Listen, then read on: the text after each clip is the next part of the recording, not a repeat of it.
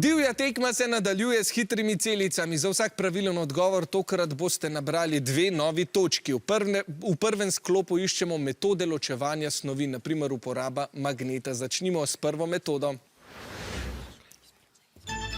Vijoličasti? Izparevanje. Je pravilen odgovor, bravo, 2 točki za Gornjo Radgono. Gremo hitro na naslednjo metodo ločevanja.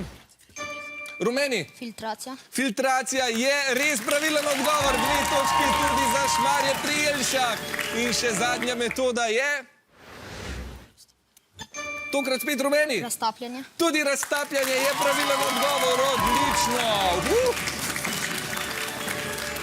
Ja, ko smo rekli hitre celice, si nisem mislil, da bodo tako hitre, odlično delo, no mi pa gremo k novi trojki. Tokrat nas čaka nekaj sladkega, kot na primer sladka smetana. Vso srečo.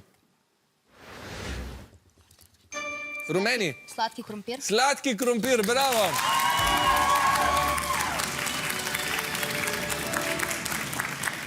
Kar hitimo naprej. Vijoličasti? Sladki kakav, ne. Sladki kakav ni... Sladka voda. Ja, žal prepozno. Rumeni? Sladka voda. Sladka voda, tako je pravilen odgovor. 3 točke za osnovno šolo Šmarje pri Jelšah, mi pa gremo k še zadnji sladki stvari.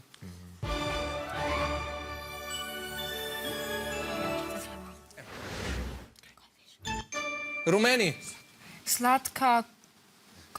Žal ne, vijoličasti. Sladki kornet. Sladki kornet pa je pravilen odgovor. 3 točke tokrat za Gornjo Radgono. Ja. Dobro je, če ste hitri, to da pozorni morate biti, da niste prehitri. Zadnja trojka, ki jo iščemo, pa so pesniške oblike. Začnimo.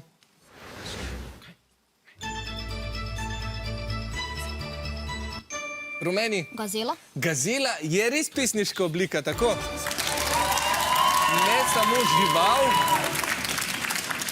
France Prešeren je napisal eno zelo znano. Dobro, gremo naprej na drugo pesniško obliko. Vijoličasti? Glosa. Glosa, tudi to je napisal France Prešeren, bravo.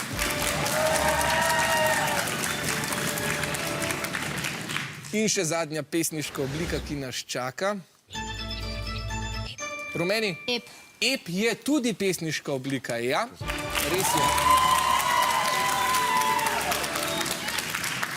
Celo najdaljša pesniška oblika. Dobro.